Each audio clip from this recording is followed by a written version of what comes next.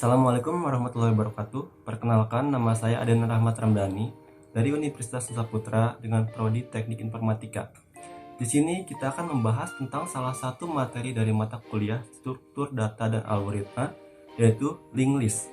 Tapi sebelum kita masuk ke materinya, bumper dulu. Ya.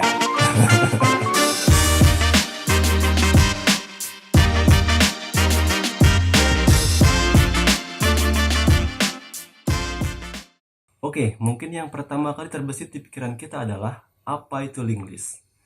Jika kita artikan dalam bahasa Indonesia, terdapat dua kata, yaitu link dan list. Link itu artinya tautan dan list itu artinya daftar.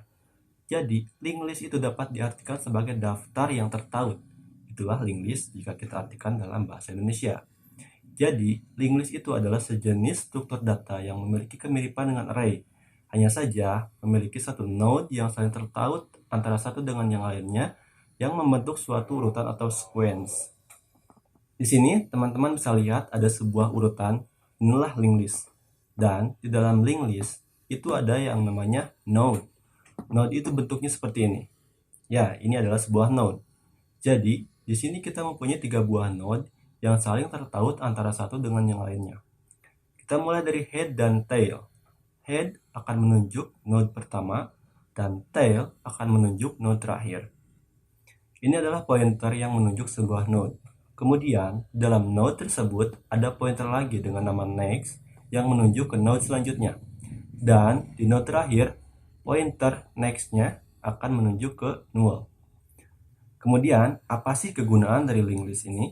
Pertama, linked list bisa kita gunakan untuk membuat stack. Stack itu artinya tumpukan. Dalam ilmu komputer, stack ini sangat berguna apabila kita ingin membuat sebuah operasi matematika, seperti penjumlahan, pengurangan, dan lain-lain di dalam komputer. Yang kedua, kita bisa membuat queue atau antrian.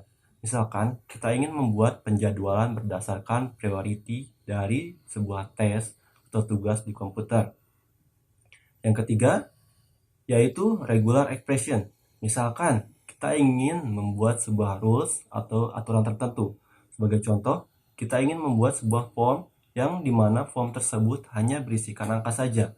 Disitulah linked list diperlukan. Itulah beberapa contoh dari kegunaan linked list ini. Sebelumnya kita sudah membahas bahwa linked list itu mempunyai kemiripan dengan array. Lalu, kenapa banyak orang yang lebih memilih menggunakan linked list daripada array? Apa kelebihannya jika dibandingkan dengan kita menggunakan array? Yang pertama, linked list itu lebih fleksibel. Jadi, urutannya akan dibuat secara random. Kenapa hal ini bisa disebut kelebihan? Logikanya adalah memori kita atau RAM adalah random access memory. Jadi, itu ditaruh secara random atau acak. Jika kita mendefinisikan dengan menggunakan array, memori yang dibutuhkan harus secara berurutan, tidak secara random. Tapi, jika kita menggunakan linked list, kita bisa membuat urutannya secara acak. Itulah keuntungan jika kita lebih memilih menggunakan linked list daripada array, khususnya jika kita bermain dengan data yang cukup banyak. Selain itu, kelebihan dari linked list yaitu penambahan elemen yang tidak terbatas dan juga memungkinkan untuk dihapus. Tapi, bukan berarti linked list tidak memiliki kekurangan. Linked list mempunyai kekurangan yaitu hanya bisa diakses secara sekuensial dan memerlukan memori dalam jumlah yang besar untuk menyimpan data yang besar juga. Sekarang, kita masuk ke operasi-operasi yang ada di dalam linked list. Secara garis besar, operasi di dalam linked list itu ada 3. Yang pertama yaitu definition, yaitu bagaimana kita membuat menginitialize dari linked list tersebut. Yang kedua adalah proses insertion, yaitu bagaimana kita menambahkan sebuah node baru pada list yang sudah ada. Kemudian yang ketiga ada deletion, yaitu bagaimana kita mendelete atau menghapus sebuah node yang sudah ada di dalam list. Pertama-tama kita akan membahas definition terlebih dahulu. Jika kita lihat, linked list itu selalu mempunyai pointer yang selalu menunjuk ke node yang selanjutnya. Maka dari itu, struktur data yang kita buat harus berisikan minimal sebuah data dan ada sebuah pointer yang menunjuk ke node selanjutnya. Contohnya seperti ini. Saya membuat struktur data yang diberi nama node yang berisikan sebuah data dengan tipe data integer. Dan sebuah pointer yang diberi nama next yang menunjuk ke node yang selanjutnya. Jika kita bentuk dalam gambar, maka hasilnya akan seperti ini. Jadi, kita mempunyai sebuah node yang berisikan sebuah data dan sebuah pointer yang diberi nama next. Dan dalam mendefinisikan sebuah linked list, kita membutuhkan sebuah head dan current. Head dan current adalah sebuah pointer memori yang akan menunjuk ke sebuah node. Lalu, bagaimana jika kita ingin membuat sebuah linked list jika listnya masih kosong? Pertama, tentunya kita harus membuat sebuah node baru. Kita beri nama new node. Setelah kita membuat new node, maka hasilnya akan seperti ini. Akan terdapat sebuah data dan sebuah pointer. Setelah itu, kita isikan angka dari data itu berapa, misalnya 10. Nah, karena listnya masih kosong, maka si next-nya ini akan menunjuk kepada 0, dan head-nya akan menunjuk list yang pertama. Jika kita aplikasikan dalam kode, maka hasilnya akan seperti ini. Di sini kita menggunakan fungsi malloc, yaitu memory allocation. Fungsi malloc ini ada di dalam library standar yaitu stdlib. Dengan kita menginisialisasi ini, kita meminta sistem operasi untuk mengalokasikan memori dengan ukuran sebuah node. Bisa kita lihat di sini ada keterangan size of sebuah node. Kemudian kita masuk ke dalam insertion atau penambahan, yaitu ketika listnya sudah ada. Secara garis besar hampir sama. Pertama, kita harus membuat sebuah node baru dengan data misalnya 20. Lalu di sini perbedaannya, jadi next-nya kita minta menunjuk apa yang ditunjuk oleh si head, yaitu node yang pertama tadi. Setelah itu, kita pindahkan head ke node yang baru saja kita buat. Jika dalam sebuah kode, maka akan seperti ini.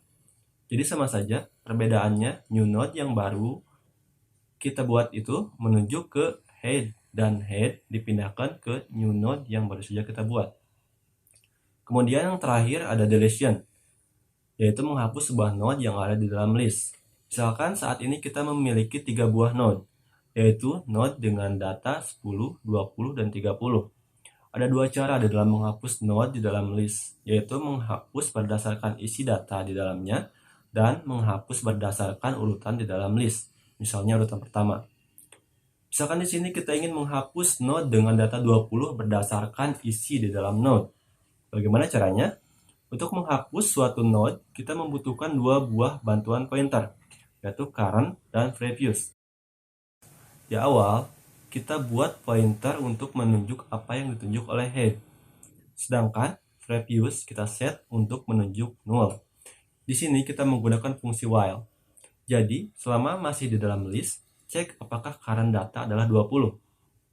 Kemudian jika tidak, atau datanya bukanlah angka 20, maka selanjutnya kita set previous sebagai current. Jadi, previous yang awalnya null, sekarang menunjuk apa yang ditunjuk oleh current, yaitu angka 10, jadinya seperti ini. Lalu, kita pindahkan current untuk menunjuk next node-nya. Di sini, bisa kita lihat current sama dengan current next. Sekarang, apa yang ditunjuk oleh pointer next? Yang ditunjuk adalah node selanjutnya, yaitu data dengan nilai 20. Kemudian kita cek lagi dengan while. Apakah current datanya benar 20? Jika iya, maka lakukan operasi delete. Seperti apa prosesnya? Kita set di sini. Previous next sama dengan current next. Jadi, kita membypass pointer next dari node 10 ini ke node 30. Dan dapat dipastikan, node 20 seolah-olah tidak termasuk lagi ke dalam list. Itulah contoh cara menggunakan operasi-operasi di dalam linked list. Sekarang, kita masuk ke bagian jenis-jenis linked list. Yang pertama ada linear single linked list, atau biasanya kita sebut single linked list saja. Single linked list itu adalah linked list yang sudah kita bahas sebelumnya. Bentuknya seperti ini. Ya, sesuai namanya, single. Jadi, setiap elemen atau node hanya mempunyai sebuah pointer saja untuk menunjuk node selanjutnya. Single ya. Kemudian, ada double linked list. Bisa kita lihat. Nah, untuk yang double ini, dia mempunyai dua buah pointer, yaitu pointer yang menunjuk elemen atau node selanjutnya, dan juga pointer yang menunjuk ke node yang sebelumnya. Jadi di sini, head menunjuk node yang pertama, dan tail menunjuk node terakhir. Sedangkan pointer pertama pada node pertama, dan pointer terakhir pada node yang terakhir sama-sama menunjuk null. Kemudian ada circular linked list. Circular linked list ini bentuknya hampir sama dengan linked list yang sudah kita bahas sebelumnya. Perbedaannya, di circular linked list ini, next pointer terakhir tidak menunjuk null, tapi menunjuk node yang pertama. Maka dari itulah linked list ini disebut circular, karena bentuknya seperti circle atau lingkaran. Jadi, di sini tidak ada tuh yang namanya elemen yang bernilai 0. Pada circular linked list ini juga terdapat single circular linked list dan juga double circular linked list. Yang pertama, ada single circular linked list. Dia hanya mempunyai sebuah pointer yang menunjuk ke node selanjutnya, dan di akhir node, next pointernya menunjuk ke node yang pertama.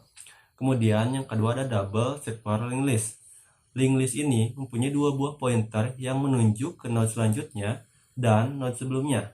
Dan bedanya dengan yang biasa adalah pointer pertama pada node yang pertama menunjuk pada node terakhir, dan pointer terakhir pada node terakhir menunjuk pada node yang pertama. Dan yang terakhir ada multi atau multiple linked list. Multiple linked list merupakan suatu linked list dengan banyak list di dalamnya. Linked list jenis ini banyak digunakan untuk membuat struktur data non-linear, yaitu untuk representasi graph maupun tree. Jadi kesimpulannya adalah linked list adalah struktur data yang di dalamnya terdapat node dan pointer yang saling terhubung antara satu dengan yang lainnya, dengan beberapa operasi diantaranya definition, insertion, dan juga deletion. Dan mempunyai beberapa jenis list, yaitu linear, circular, dan juga multiple linked list. Dan setiap list memiliki sebuah head dan tail untuk menunjuk bagian node pertama dan node terakhir. Mungkin itu saja yang dapat saya sampaikan untuk video kali ini. Stay safe and keep healthy. Assalamualaikum warahmatullahi wabarakatuh.